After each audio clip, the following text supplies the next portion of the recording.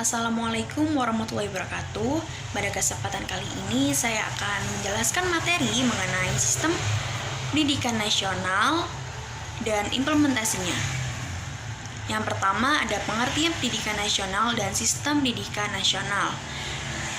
Pendidikan nasional Indonesia adalah pendidikan yang berdasarkan Pancasila dan Undang-Undang Dasar tahun 1945 yang berakar pada nilai-nilai agama, kebudayaan nasional Indonesia, dan tanggap terhadap tuntutan perubahan zaman.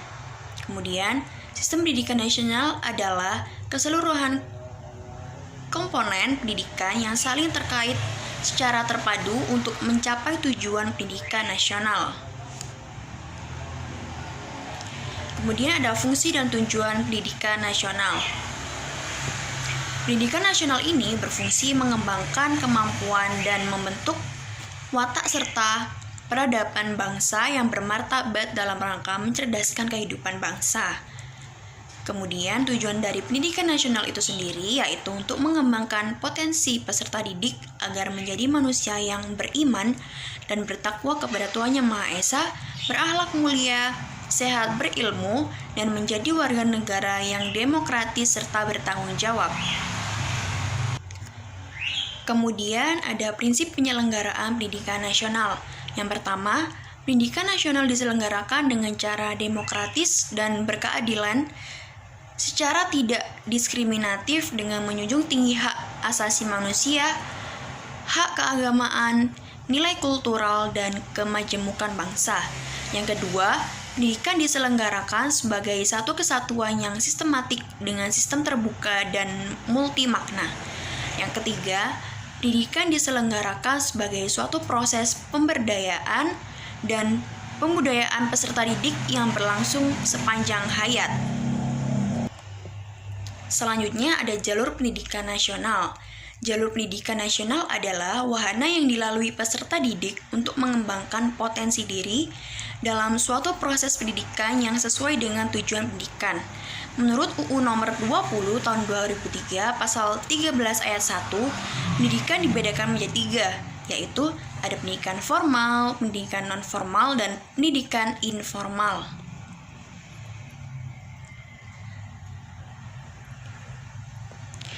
Kemudian ada jenjang pendidikan. Yang pertama, jenjang pendidikan dasar. Jenjang pendidikan dasar ini meliputi SD, MI sederajat, SMP, MTS sederajat. Diatur dalam Undang-Undang nomor 20 tahun 2003 pasal 17 ayat 1 dan 2. Kemudian ada jenjang pendidikan menengah yang terdalamnya ada SMA, MA, SMK, MAK sederajat. Diatur dalam Undang-Undang nomor 20 tahun 2003 pasal 18 ayat 1, 2, 3, dan 4. Kemudian ada jenjang pendidikan tinggi diatur dalam Undang-Undang nomor 20 tahun 2003 pasal 19, 20, 21, 22, 23, 24, dan pasal 25. Kemudian ada jenis pendidikan yang diatur dalam UU nomor 20 tahun 2003 pasal 15. Yang pertama, ada pendidikan umum, yaitu pendidikan dasar dan menengah yang mengutamakan perluasan pengetahuan yang diperlukan oleh peserta didik untuk melanjutkan pendidikan ke jenjang yang lebih tinggi. Kemudian ada pendidikan kejurusan, yaitu pendidikan menengah yang mempersiapkan peserta didik terutama untuk bekerja dalam bidang tertentu. Kemudian ada pendidikan akademik, yaitu pendidikan tinggi program sarjana dan pasca sarjana yang diarahkan terutama pada penguasaan disiplin ilmu pengetahuan tertentu. Selanjutnya ada pendidikan profesi, yaitu pendidikan tinggi setelah program sarjana yang mempersiapkan peserta didik untuk memiliki pekerjaan dengan persyaratan keahlian yang khusus. Kemudian ada pendidikan vokasi, yaitu pendidikan tinggi yang mempersiapkan karena peserta didik untuk memiliki pekerjaan dengan keahlian terapan tertentu maksimal dengan program sarjana. Kemudian ada pendidikan keagamaan, yaitu pendidikan dasar, menengah, dan tinggi yang mempersiapkan peserta didik untuk dapat menjalankan peranan yang menuntut penguasaan pengetahuan tentang ajaran agama atau ahli ilmu agama.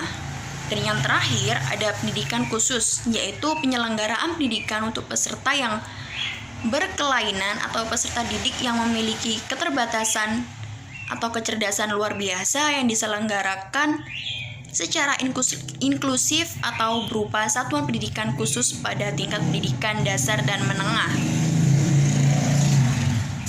Nah, kemudian ada implementasi sistem pendidikan nasional. Yang pertama, usaha dasar dan rencana, yaitu kegiatan pendidikan harus disadari dan direncanakan dalam tatanan nasional, regional atau provinsi dan kabupaten atau kota, institusional atau sekolah, dan operasional atau proses pembelajaran oleh guru. Yang kedua, mewujudkan suasana belajar dan proses pembelajaran agar peserta didik aktif mengembangkan potensi dirinya. Yang ketiga, memiliki kekuatan spiritual keagamaan, pengendalian diri, kepribadian, kecerdasan, akhlak mulia, serta keterampilan yang diperlukan dirinya, masyarakat, bangsa, dan negara. Sekian materi yang sudah saya sampaikan. Apabila ada salah kata, saya mohon maaf. Wassalamualaikum warahmatullahi wabarakatuh.